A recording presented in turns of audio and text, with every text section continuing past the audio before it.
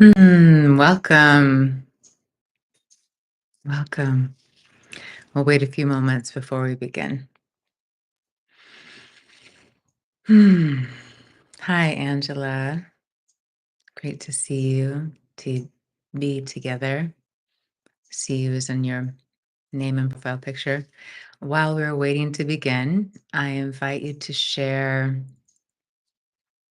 maybe where you are in the world and one thing you are grateful for. So, where are you on this magnificent planet? And what are you grateful for? Oh, great. Hi, Louisa. Welcome. Wonderful to be together. Hi, Debbie. Great friends. Yes. Oh, I love this. Louisa shares Colombia, and I am grateful for this time of connection. Me too. So, again, if you're just joining, welcome. We'll start officially in just a moment. I invite you to share where you are in the world and something you're grateful for. Clive shares, hello, Selena and everyone from Germany. Grateful for my health. Yes, yes, yes, yes. Catherine shares, good morning from Wisconsin. The beautiful sun is shining in my house and warming it. I can picture that and have that feeling of the sun coming in through the window and how nice that is. Hi, Lori. Lori shares, grateful to be here. Angela shares, I'm home in North Dakota. I'm grateful for finally getting a diagnosis of my injury and a treatment plan going forward. Fantastic. Megan is in Maryland and shares grateful for my family and health. Kate shares Seattle. Am grateful to be alive today. Is my happy birthday, Kate! Oh, wonderful. Many, many, many blessings to you in this solar return. Wonderful. Susan shares sunlight and Northern California. Oh, your comments are coming in and I have to keep like catching them before they slip away. JG shares, hello everyone. Hello, darling. Lynn shares Minneapolis and synchronicities are their gratitude. JG shares it's sunny here in Minnesota. Wonderful. Molly shares, good day from Portland, Oregon. I am grateful for this time to rest. Wonderful. Joanne shares, hey from London, pleased to have been able to go for a walk this afternoon. Lovely. It just warms my heart so much hearing from each of you and hearing what you're grateful for. Jules shares, morning from Northern California. Grateful for all the beautiful fall tree colors. Yes. Shauna shares, Michigan, grateful to be here now. Yes, yes, yes. Chanti shares, good evening from Italy. Keith shares, hi from Tennessee. Helmut shares, hi from Germany. I'm grateful for learning about self compassion. Beautiful. And we'll read one more for now. Mele shares, hello, Selena and everyone here. Warmth and sunshine on an autumn day. Beautiful. Thank you. Thank you for warming my heart with each of your shares. Wonderful. Well, my name is Selena. I am in Florida. And I am grateful for this moment together. So grateful for this moment together. Some of you are here for the first time. I'm so grateful you chose to be here. This is a space that we really create together as community where all parts of ourselves are welcome. This is not a place where you have to be something or someone. This is a place where you might even consider I'm safe to be just as I am, whether you feel like you're a hot mess or flying high on a cloud, whether you feel like there's darkness coming up or you feel like the brightest light you are welcome here.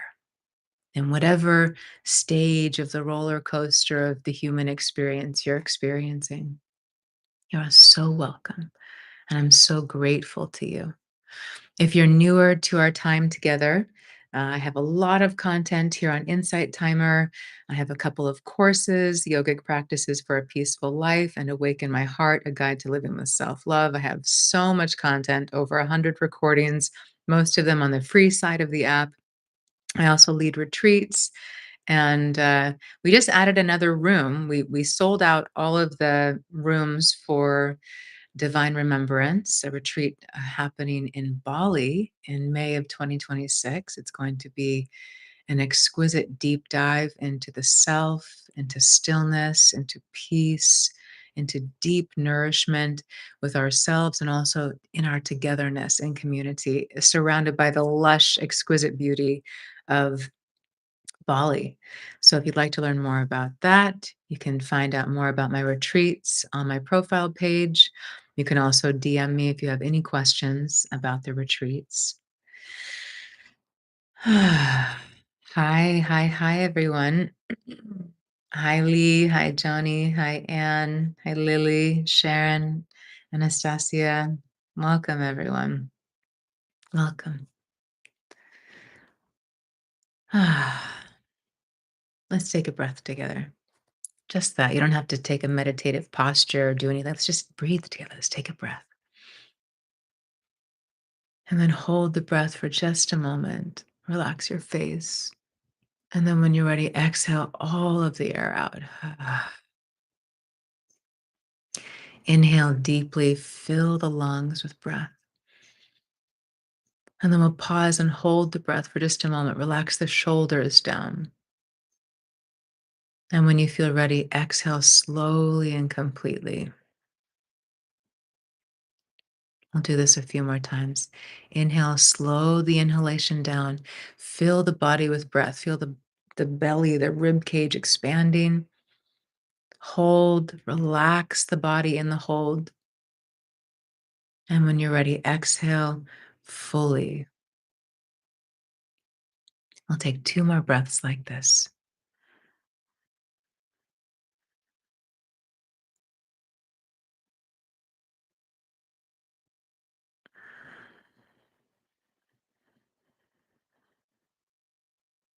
One more like this.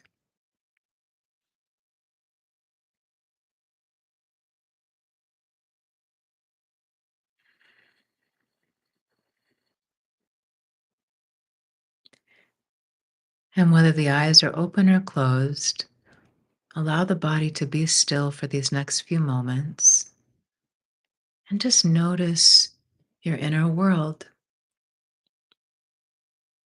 your mind, your body, your emotions, your breath.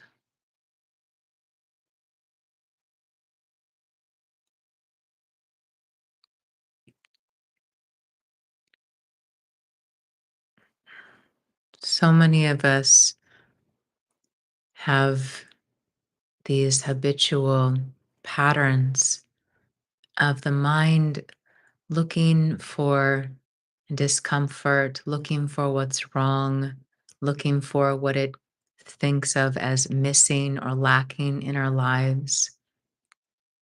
And then, of course, because that's where the mind goes, that's where the attention goes, and therefore the experience goes, meaning what we focus on is what we experience.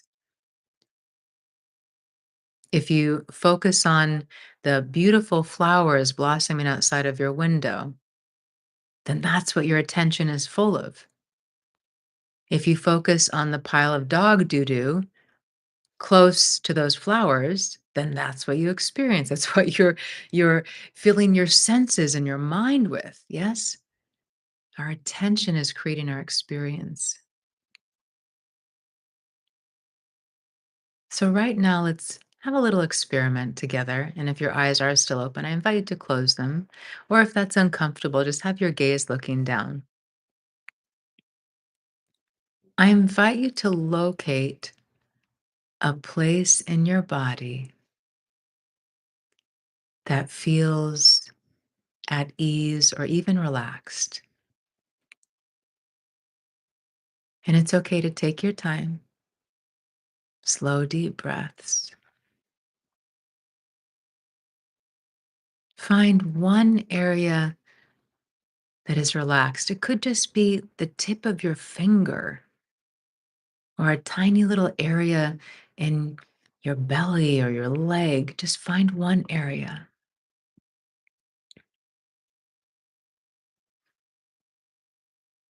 And if your mind is telling you there's not a single area, maybe tell your mind, I know there's one tiny place where there's a little bit of ease. Find that.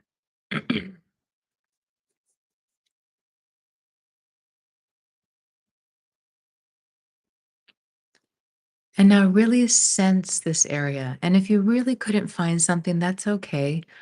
I invite you to imagine what it would feel like to have a really relaxed area in your body. Maybe imagine what it would be like if your hand felt really relaxed, it felt heavy, all of the muscles were at ease, the bones were heavy.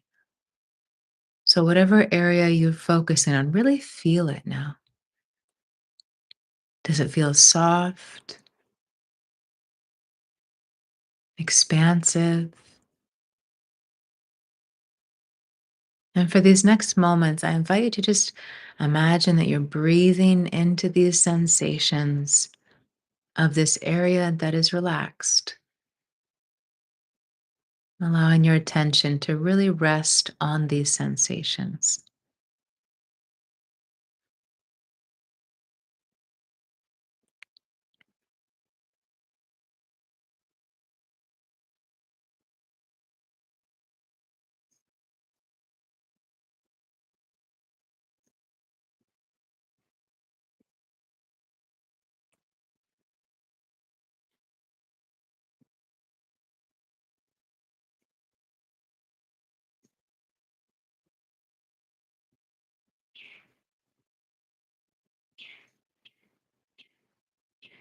Continue to breathe and rest your attention on this area that feels more at ease and notice what's happening.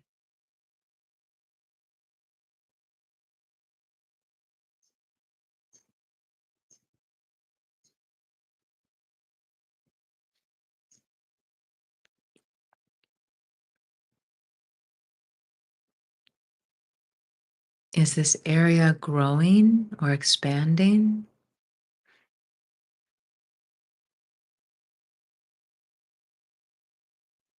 Is there any subtle shift in the mind or the emotions?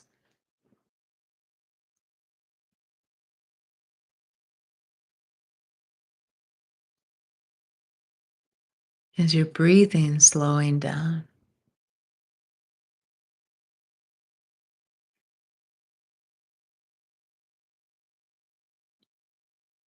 There's no right way to have this experience. Just continue to rest your attention on this area, whether it's very, very small or large, that feels more relaxed. Breathing into it, feeling it fully.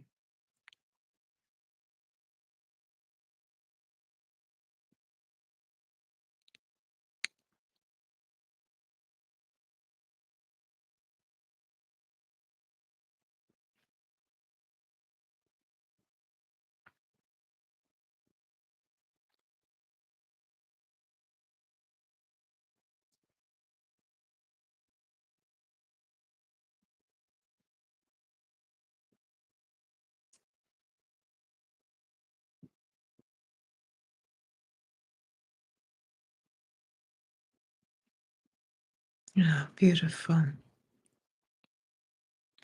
Let's very slowly bring a hand to the heart and slowly massage some gentle circles on the heart center.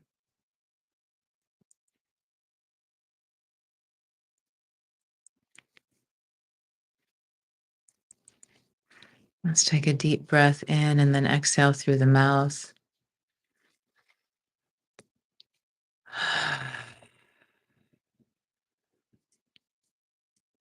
If your eyes are still closed, slowly open them if you wish. And then I'd love to hear from you in the chat. Of course, if you're not on Insight Timer, we can't see your chat. So come over to Insight Timer. I'd love to hear, what are you aware of? Did anything shift for you in this brief practice of intentional focus on ease? Marnita, are you still here? Oh my gosh, I'm so happy to hear from you. I really was bummed not to see you in person and say aloha for now before I left. Really happy to hear from you, though. Would love to connect sometime. Welcome, Susie. Hi, Jane. Yes, so wonderful. So wonderful. So tell me, my friends, what did you experience from that practice?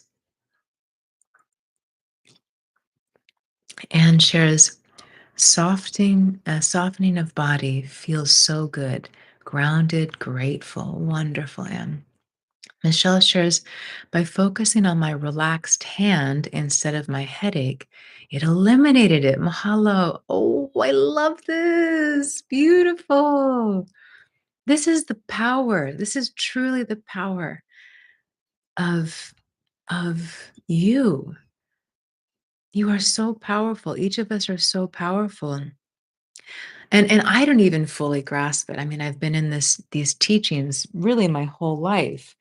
Um, but to truly understand that we are creating constantly, and so much of that creation is happening in our minds. What are we focusing on? What are we thinking?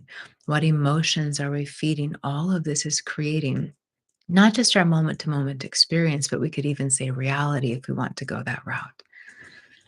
Fantastic. Louisa shares a gentle smile, how I can direct my experience and choose how I want to feel. Fabulous. And of course, we have many habits and behaviors that usually take over, right? So, this is a practice. This is about practice, self awareness, and decision. Okay, I feel really off. I feel out of alignment. I feel really funky. I feel sad, upset, angry, whatever I name it, something feels off. So then I say, okay, what am I thinking right now? What am I putting my attention on? Am I thinking about how something's wrong or bad or it shouldn't be this way? What kind of resistance am I creating in my mind? So that's the self awareness. And then we have choice, we have decision. I decide to shift my attention. Now, of course, as many of you know who've been here with me for a long time, really having emotional intelligence, emotional mastery, and understanding that being with our emotions is the one of the foundations of the work we do here together. So it's not about if you feel something really off emotionally to just try to think happy thoughts and move on. Quite often, not always, but quite often when that pain is coming up, it in some way needs to be witnessed, held, or just acknowledged so that it can continue moving through. So, of course, we have the power to decide how we wish to focus. And we can also at the same time be compassionate, be caring with whatever might be coming up on a more physical or emotional level. Marianne shares, I really felt at ease, felt like coming into my body, slowing down. Beautiful. And Shauna shares, calm and content. Beautiful. Pauline shares, thank you for this practice. It was really difficult to find an area. How did you know? My mind was quite agitated, but I found some peace and calm through your voice and words guiding me. Beautiful, love. And yes, sometimes this is one of the tricky things about the mind. Sometimes, for example, for anyone who has had experiences of depression that may come or go, the mind will say something like, I feel depressed all the time. But if we really go back, I love you, but you keep tickling me. If we really go back and we look at our day, we would find there were moments that were not fully consumed by the experience of depression. Most of us, depends on the severity of the experience, of course. So, what to say? To say that the mind will create these generalizations, and then then we just believe it, we don't question it, right? So, even in this case where We're trying to find one tiny place in the body that feels relaxed. The mind will be, I can't. I just can't. There's nothing relaxing. Everything's wrong right now, or I'm in pain, or this is so challenging, or I feel so much pain. I just can't even go there. Part of this is even the focus of the mind. So sometimes it takes, like you shared, my love, like listening to the sound of my voice or something to help bring the mind a little more present or to create a little more calm or ease in the nervous system. And then we might have this perspective where we've come out a little bit of the experience and we can say, oh wow, actually, like I feel this tiny little spot right here on my cheek that feels a little numb, and there's no intense feeling of pain or stress. Or I can feel in the tip of my thumb, it actually feels a little relaxed in some way. So to be aware of how the mind will also create that experience. And there's nothing wrong with that, of course. Tanti shares that your voice guiding is so soothing. I am at ease now. Beautiful, beautiful. Macy shares, I have a sore throat and very congested. I slept horrible last night because of it. It's kind of ruining my day. Thanks for sharing, Macy. So, were you here during the practice that we just did? And of course, right, like you're experiencing these quite strong sensations. And this is what often happens for us. The sensations of what we are experiencing take over, take over the rest of our experience. So, Macy, here's something that we could all, that if you'd like to try, we could do this. And anyone who wants to join in, I invite you to join in because some days we really just feel like we can't find that place where there's any sense of relief or ease, whether it's emotional, mental, physical. So, right now, what if you just placed a hand on your heart or anywhere on your body where it feels a little comforting? So, it doesn't have to be the heart, just some place where there's a little bit of comfort to to hold your body. And then because you're feeling congested and it's uncomfortable, just let your body breathe however it's able to right now. And although your mind might resist this at first, I invite you to stay with me for a moment. I invite you to gently, meaning with a sense of kindness, a sense of softness, to say to yourself, I know this is really uncomfortable, but it's okay that I feel this way. I know I didn't get good sleep last night, and it's okay that I feel this way.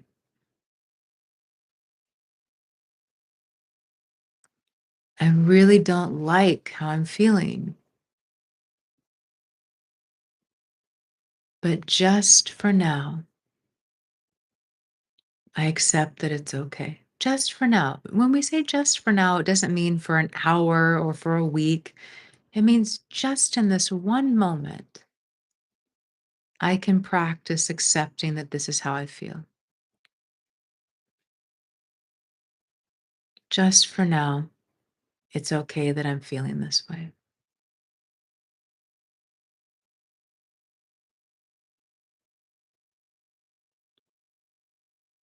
And through this practice, you might notice that your mind is repeating painful thoughts.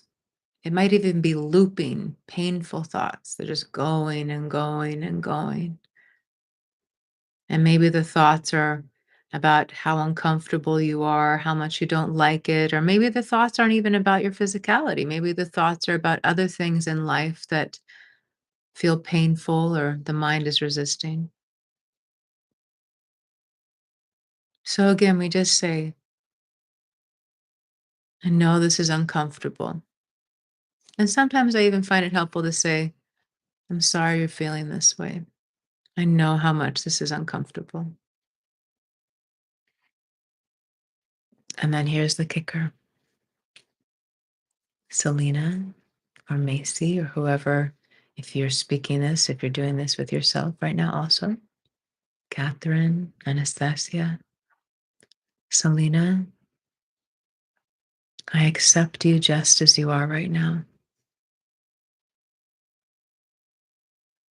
I give you permission to feel crappy, to not like this experience. I accept you just as you are.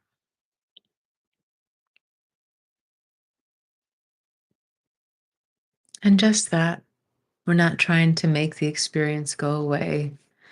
We're not trying to replace it with an affirmation that tries to paint a pretty picture of the uncomfortable feelings.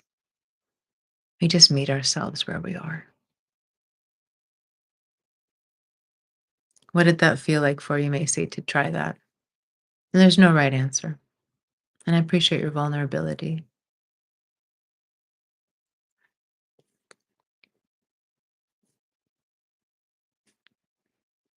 Oh, there went the light. I guess I have to plug it back in.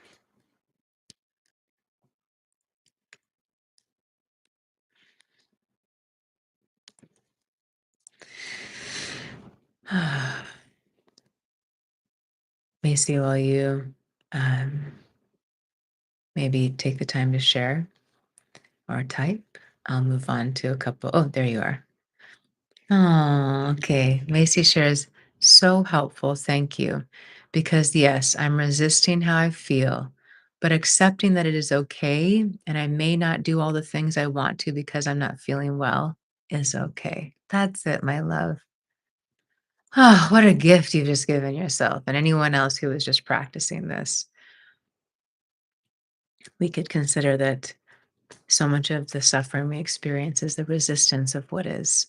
Some would even say all the suffering we create is the resistance of what is. So how like what a gift it is to meet ourselves with compassion and acceptance. Our experiences are always changing, yes? This to that, to this to that, pleasant, unpleasant, yada yada. Yeah. So how can we release the resistance, practice acceptance, release the resistance, practice acceptance? I'm so glad. I'm so glad that Anne and Bonnie also enjoyed that. Anastasia shares, I felt beautiful. Oh, this is from the meditation or the little drop in we did. I felt beautiful vibrations radiating out from my heart and going all around my body when I was massaging my heart slowly in circles with my hands. They were the most relaxed, so I was focused on my fingers and hands during the practice. Beautiful, love. Beautiful. Great. Hmm. So, what do you wish to share with me? And maybe while some of you are typing, actually, why don't I read a little bit and then we'll come back to my invitation to share. I brought a couple of fun things today. So I have my Ma's book. This is my beloved teacher. I've been studying with Saima for over 24 years, and I'll read a little bit from this book. It's called Conscious Living: The Power of Embracing Your Authentic You. And then I was feeling that maybe we'll pull a card today from this lovely oracle deck. We're just bringing in all of the things today. So I'm just going to flip to a page and we'll see what we're going to read today.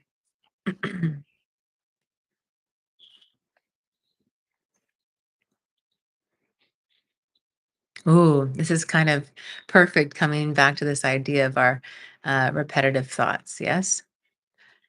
So this is just a random page from the book. And what is the chapter called? Oh, what is enlightenment? So Saima, my beloved teacher, is an enlightened master, uh, humanitarian, and an incredible embodiment of love, to say the least, among all of the things I could share about Saima. Progressing toward awakening is about listening to the truth repeatedly. How often do you repeat the same tasks in everyday life? Practice the truth tirelessly until you understand. Refine your intellect so that the light of the self can easily pass through it. Reread, listen again. Repetition is part of the ritual of life. Yet, even if it, yet, even if to us it feels, yes, okay. Yet, even if to us it feels like a repetition, when the sun rises, the energy is never the same. We can experience the truth in a nanosecond. This truth is that you are absolute, infinite, and limitless perfection with all the qualities of the creator and creation. Let's just take that in for a moment. The truth is that you are absolute, infinite, and limitless perfection with all the qualities of the creator and creation. Enlightenment occurs when the intellect is clear because the light encounters no obstacles. Just imagine that. Imagine that the intellect is full of all of the beliefs and the judgments and the stories and the thoughts and the this and the that. We are enlightened beings. You were born enlightened. However, the consciousness of this enlightenment is covered, we could say. So if the intellect is full of all of this, then the light has all of these obstacles. So when the intellect is clear, we have this awareness. I am light. And of course, I'm not in a conscious enlightened state myself. So there's so little I can speak on this topic other than the tastes I've had of these higher consciousness states. And of course, all of the teachings from so many incredible masters who have shared their experiences or teachings on enlightenment. This is one thing I love so much about yoga. Many of us think of yoga as asana, meaning the physical postures of yoga. But yoga is a path. Sometimes it's referred to as an eight-limb path. And it is these different paths where when we follow, when we take on these ways of being, whether that is the breath, the thoughts, how we care for ourselves, how we care for others, the body, bringing the awareness inward, all of these different things that we do through yoga, which is so much more than the postures. Um, I don't remember exactly where that exact thought was going, but essentially, what I found at a point is I realized, yoga is a roadmap for awakening. Yoga is a roadmap for awakening. Even the word yoga, the root of the word union, it can be translated into union.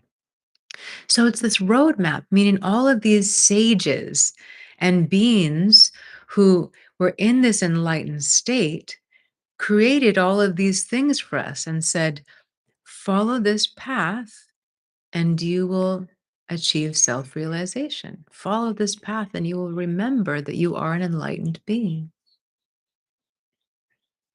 Just a little side note there. Enlightenment occurs when the intellect is clear because the light encounters no obstacles. Then nothing is opposed to the divine, which can shine and express itself freely through your intellect, your senses, and your body. How to free the path for the Supreme Self. How to open the ways with good thoughts and positive actions. Thus, in your energy field, you transmute all that you have created that is destructive. To describe enlightenment is not so easy. Spiritual discipline is necessary to know enlightenment. But know that enlightenment is not practiced. No spiritual path leads to enlightenment. And to know it, no goal must be reached. Give up all the ideas you have come. Give up all the ideas you have about becoming enlightened. These are just ideas. Just take that in for a moment. Give up all the ideas that you have about becoming enlightened. They're just ideas. Enlightenment is a state that occurs in the moment. One day I received a message in which I was asked about the use of fasting to achieve enlightenment. Naturally, the body and the intellect are lighter when you eat less, especially in the West, where you eat too much. Instead, fast your mind.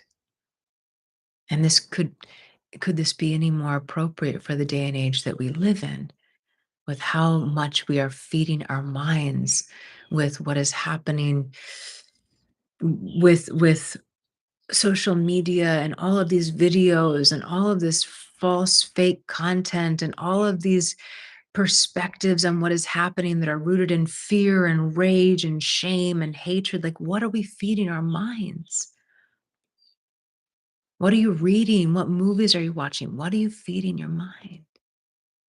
And by the way, this isn't to say that we have to just take on a completely pious life. I mean, maybe we do. Maybe we do. I don't know. I don't know. I don't know the answer there. When you understand that you are consciousness, there is nothing to be done or to become. When you understand that you are consciousness, there is nothing to be done or to become. No liberation is to be achieved, no ignorance to be filled, no karma, no personal or individual responsibility is to be put to rights. It is enough to be, so that everything unfolds naturally. In fact, everything has already happened. What is the only obstacle to understanding whose essence is also consciousness? The mind. Educate and train your mind. Remind your mind that it is consciousness and everything is done. Everything has a center. Find where the center of your being is, then place your mind there. At the precise moment when you are the center, you are the whole, and every notion of individuality disappears. Nothing is yours, and you realize that the all is in you.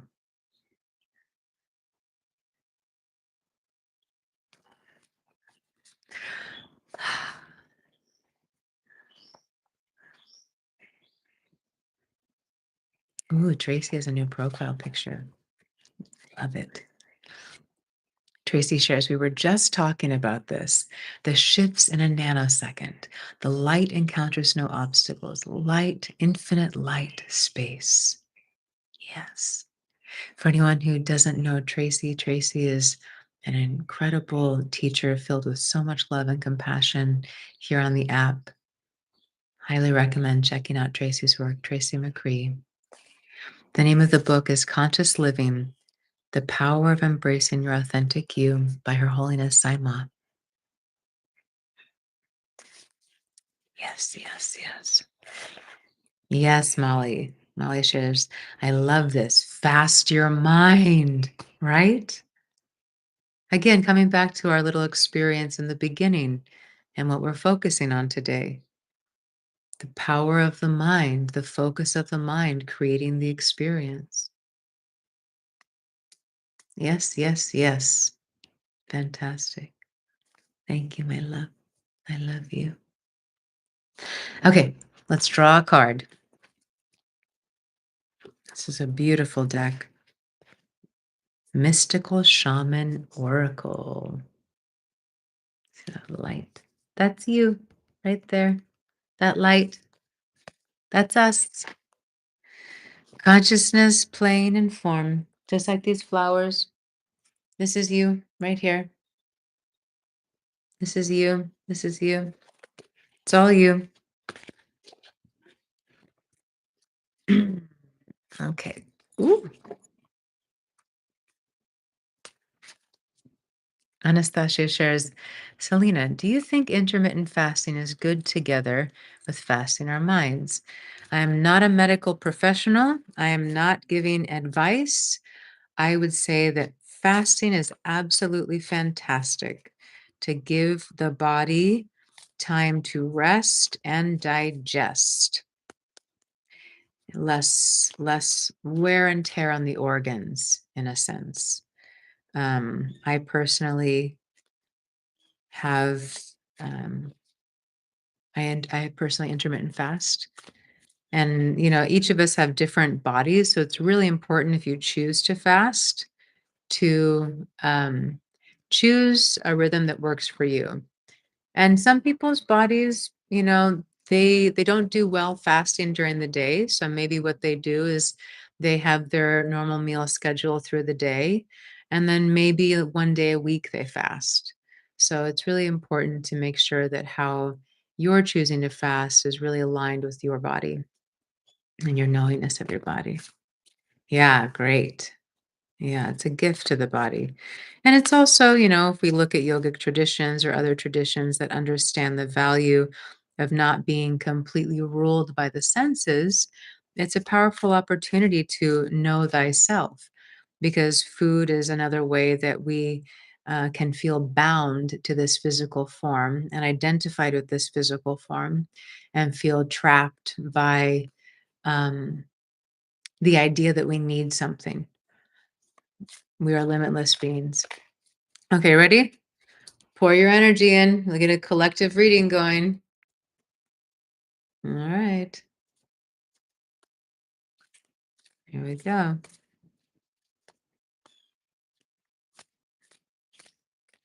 Mm,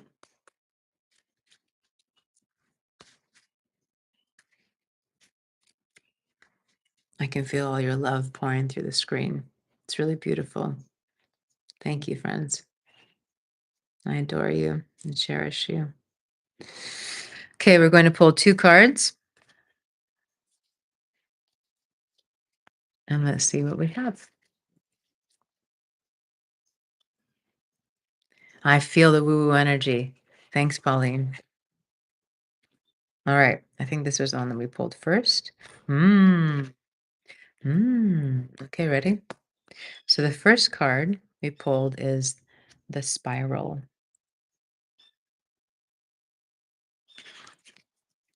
This is kind of, yeah, I'll just read. Okay.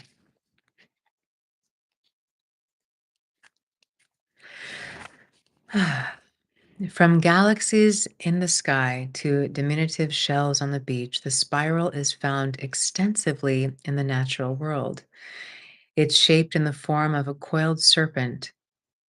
Its shape in the form of a coiled serpent has been used since ancient times as a tool for growth and transformation. The spiral is a guide for entering deep into one's consciousness and the unknown, and then extending far out into the heavens. It is crucial to surrender to this journey until the exhausted paradigm dissolves in the depths of the psyche and its energy is released to give birth to a new reality. Tracy, sound familiar? Tracy and I were just talking about this. So here's the reading. The invitation. To renew yourself, you must shed your old skin. You have already done this, so do not keep scraping away at the old, but welcome the soft new skin that is starting to grow. Break the habit of working on your faults all the time. I'll repeat that one for this crowd. Break the habit of working on your faults all the time and let nature take its course. Know that a new skin feels vulnerable and scary at times.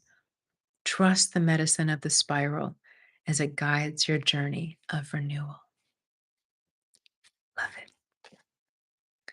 And our next card is the Hunter. Hunter. Beautiful cards.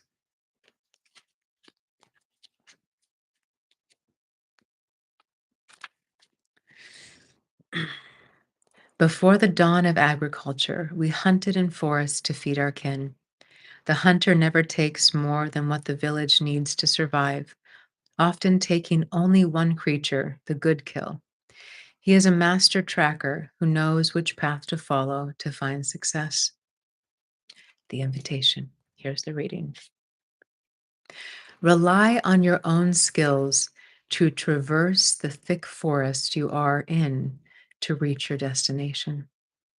You need to follow the tracks left by spirit to claim your bounty, which is already prepared and being offered to you. Do not follow the maps drawn by others, as they will not lead you true. Instead, become the map maker. Find your internal compass and use all your senses, including your common sense. There we have it. So, my loves, in our last moments, anything you wish to share? Maybe something that resonated with you from the reading of Saima's book or from our oracle cards or anything else you wish to share. We are here together. Yes, yes, yes. Tracy's asking if I can show the hunter card again.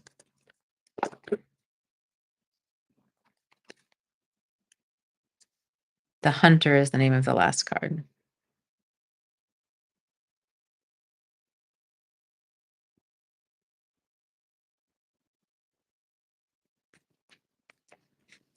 Y'all are cute.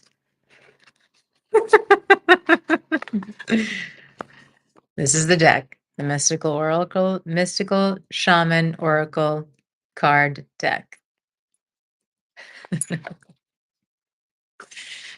Ah,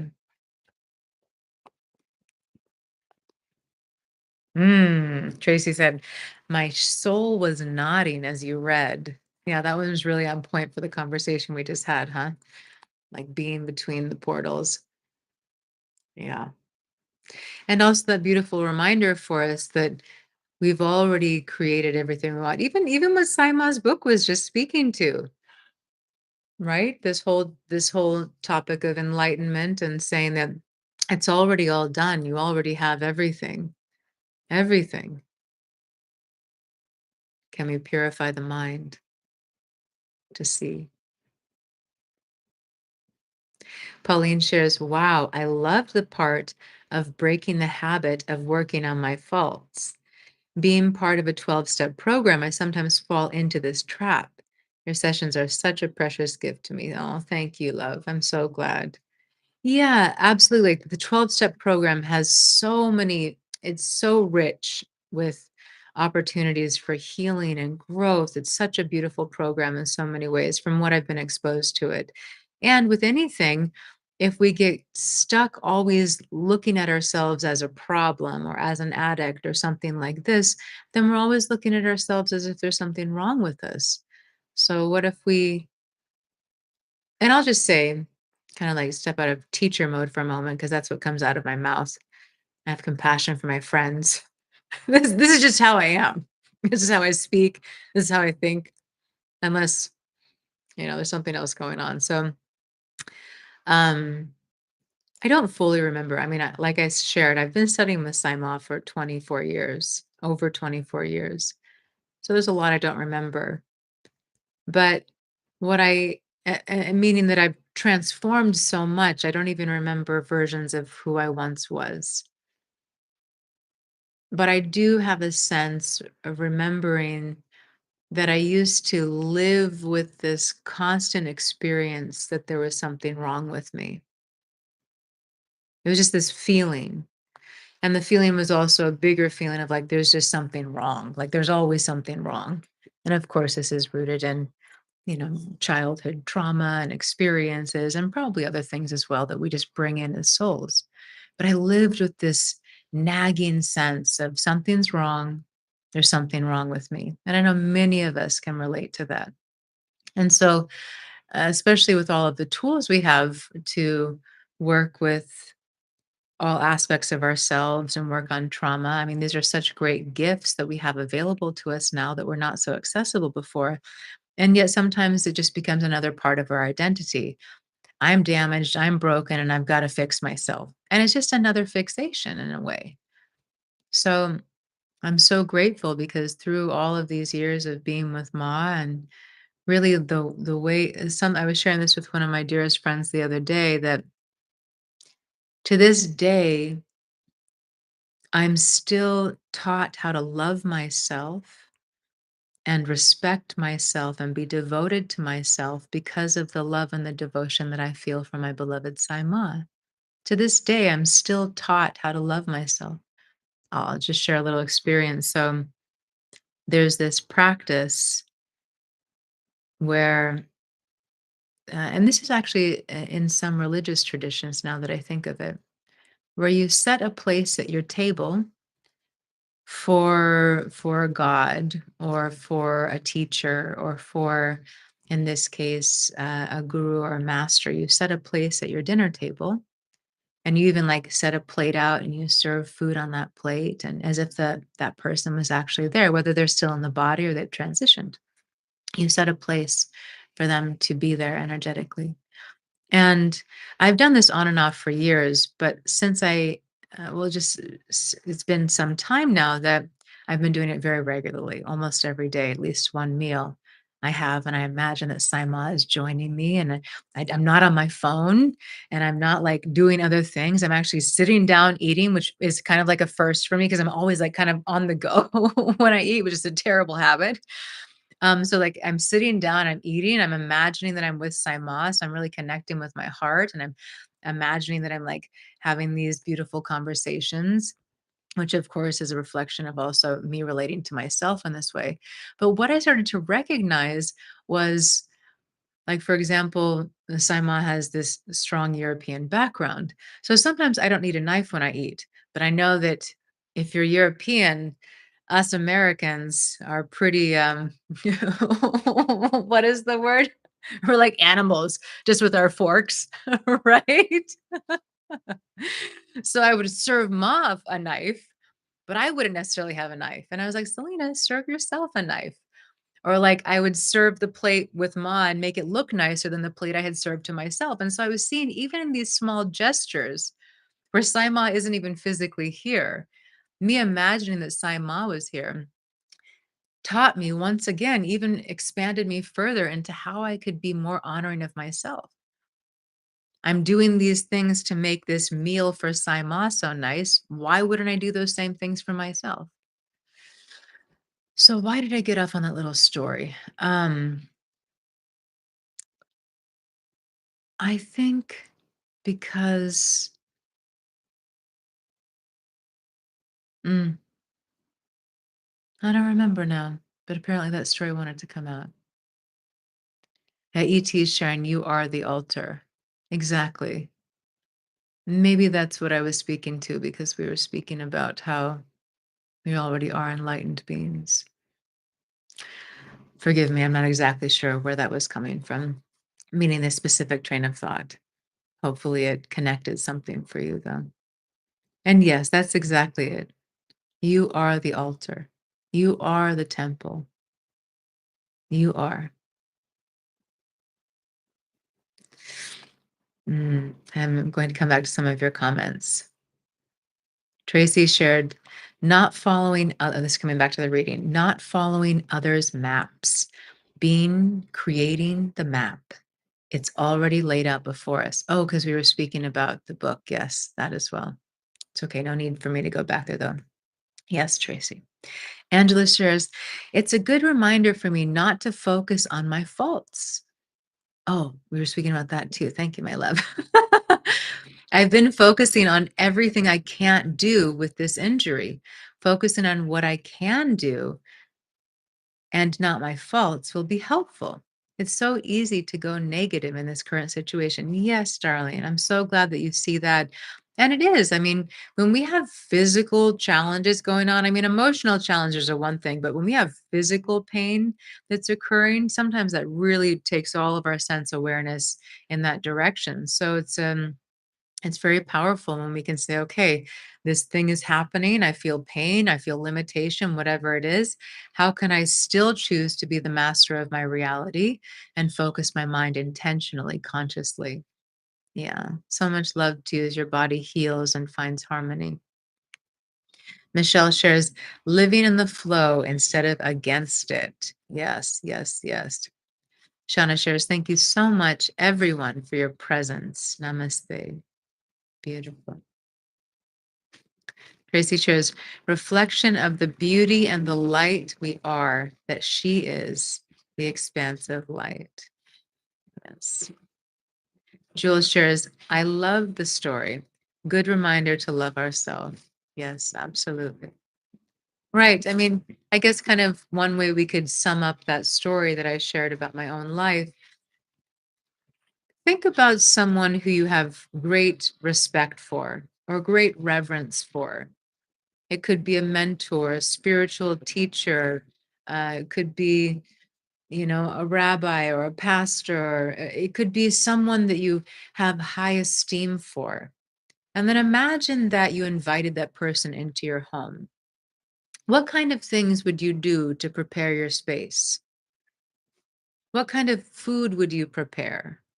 And of course, I mean, we're kind of like taking this to the highest version here because some of us are like, I wouldn't do anything. But like, if you really were like in your devotion, if you were in your reverence for someone you had great love and respect and care for, how nice would you want things to be for them? And then we can say, and then why wouldn't I do those things for myself? If we say, oh, well, if they were coming to my house, I would clean my house and I would buy some flowers. They smell so good, by the way. I wish you could smell them wafting to you. I would clean my house. I would buy flowers for this person. I would make a beautiful meal for them. Okay, beautiful. Why not be that devoted to you? And yes, we all have full lives, busy lives, challenges, opportunities, things going on. Make time for you. Whether that's buying yourself flowers or cleaning your home or making sure that you have a fresh meal here and there. Like, how would you honor, respect, and care for someone you had great love for and great reverence for? And then start treating yourself that way. This is actually a really powerful practice of self love, if we think about it, and self empowerment and self mastery, all of it. Because so many of us feel like we don't have enough time, we don't have enough money, we don't love ourselves, or this is that, this is wrong, and this is bad. What if we just said, okay, rather than trying to do it for myself, if that feels too difficult, what if I imagine doing this for someone who I really love, and then I do that one thing for myself? Just one thing. Anyone want to take that on as a little challenge together? Like maybe you feel like in some ways you've been neglecting yourself. What if we say, as a group, or whoever wants to join this little collective energetic commitment to ourselves, that we say, okay, maybe I've been not taking good care of myself in this way or that way. But if it was someone who I loved more than life itself, what would I be willing to do for them? And then choose one thing from that that you will start doing for yourself. Yay. Okay. I love this. I see you, Tracy. I see you, Anastasia. I see you, Angela. I see you, Mele. Yes, good, good, good. I see you all. Fantastic. Love this. Okay, great. I'm going to read your comments and then we're going to come to a close. Lily shares, on this day, at this moment, I'm here with you, a gift of self empowerment that came. Fantastic. Oh, yeah. Jules shares, yes, I'm going to get myself flowers today. Oh, and Tracy shares, and I will start giving myself a knife. Us Americans over here, like hanging out over our plate, right? That's so good.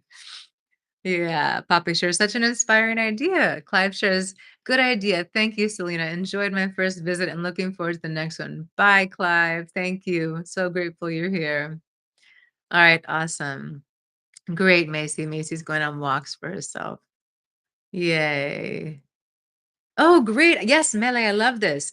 I will wear a nice outfit. This is absolutely something we do. Like, sometimes, especially if you work from home or you just feel like you're not feeling well, like the tendency is to just kind of be like in our slumpy clothes all the time, right? Or like the comfy clothes. It's really nice to adorn ourselves.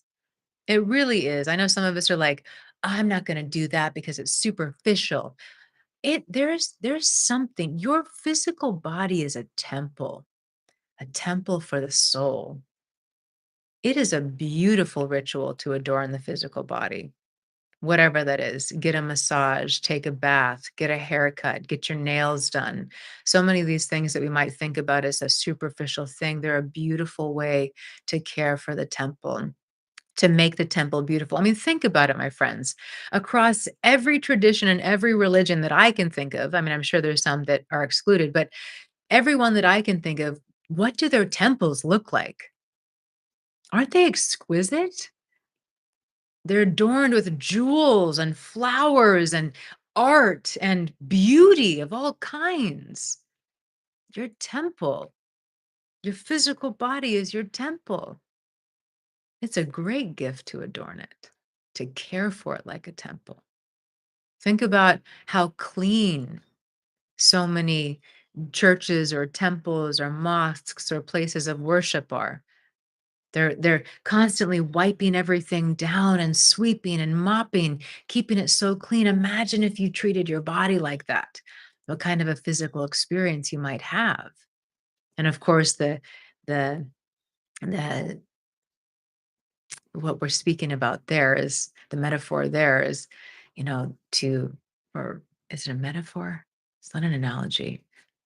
To, of course, eat clean, drink water, feed your body like a temple. Okay, going off there. Um, Great, Macy. And Macy's saying, but I could do more things because Macy says I go on walks. I would even consider like more is great. And it's not even about more. It's just like, how can we meet ourselves with reverence, with devotion, with respect, rather than thinking about it as one more thing that we have to do? What is something you might feel inspired to do to express your devotion to yourself? Many of us like to even hear this idea of being devoted to ourselves. Like it rubs us the wrong way because we've been trained to be these modest, humble, uh, self sacrificing people, devoted to you, devoted to your light, devoted to your soul. Imagine how your world transforms when you're devoted to yourself. And by the way, when we are devoted to ourselves, when we honor ourselves, respect ourselves, when we put ourselves first, it ultimately benefits every relationship that we have because it brings honesty into the relationship. It brings integrity into the relationship. It doesn't mean that the people will always like how we change, but it will absolutely elevate the relationship. And that doesn't mean that everyone will always stay. It does mean, though, that we will elevate into our own self love, self care, integrity, devotion. Going off on a lot of little side tangents trying to close here today. Yes, yes, yes. Beautiful, my friends. I love seeing all of your comments. I love this. I love you. I'm so grateful. Let's see, together, we're not together next week. Next week, I will be with one of my dearest friends celebrating her birthday. So it will be in my heart. We'll be together in a couple of weeks. You can always find my live schedule on my profile page here on Insight Timer. If you have any questions about the retreat that you don't find on my profile page, feel free to DM me. And of course, if you want to stay connected, Insight Timer and I both have very active Instagram pages with lots of loving reminders there. And I think that's all for today. Thank you for being here. Thanks for your love, your warmth, your shares. Yes, I'm so grateful for us, for you, me, us. So grateful. I love you. Love you, love you, love you. And enjoy. Focus your powerful mind. Use discernment. Treat yourself like the sovereign being you are. Treat yourself like royalty. I know, like what could happen? What could happen if you treated yourself like royalty? Really though, game changer. Yeah.